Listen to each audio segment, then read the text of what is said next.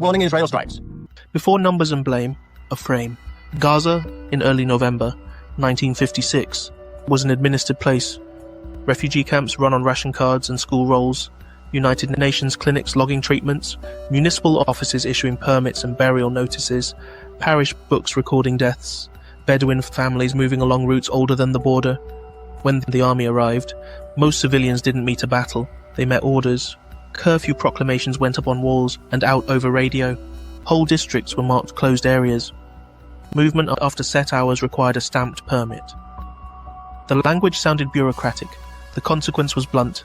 Be visible, be controllable. Step outside the rule and risk being shot. From curfew flowed screening. On paper it meant identification and questioning. In practice, it meant summons into the open. People were told to leave their homes and gather in courtyards, schoolyards, junctions, open fields. Lines formed, not once, but repeatedly across the month. Men separated from boys and elders. Women and children stood aside or were brought later. Documents were checked. Names were read. A missing permit. A mismatched address. A rumour whispered 2 streets away. Any of these could be enough. Those pointed out were walked to holding points, classrooms, yards, improvised pens. Some returned after hours, some after days, some did not return. Survivors later described the waits, standing under sun or cold from morning until night, listening for names that meant release or disappearance. This method landed on a system already under strain. Hospital capacity had collapsed during the occupation. Wounded lay on floors. Morgues filled faster than they could be cleared.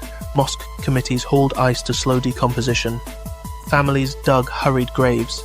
Even UNRWA would later admit its lists of the dead could never be complete, because many were buried before they could be identified. United Nations field reports from the same month noted the same gap. Burials carried out before names could be entered in the record. Gaza's density multiplied the harm, in a territory already packed with refugees. A curfew didn't just quiet a town, it emptied entire camps.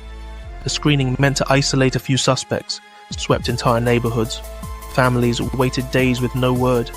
Think about that for a moment. Whole camps pulled into lines. Entire communities reduced to silence for a single permit check. And it wasn't only townspeople. South of Rafah, Bedouin families were driven from a coastal strip in the name of border security, losing grazing land and the mobility that kept them alive.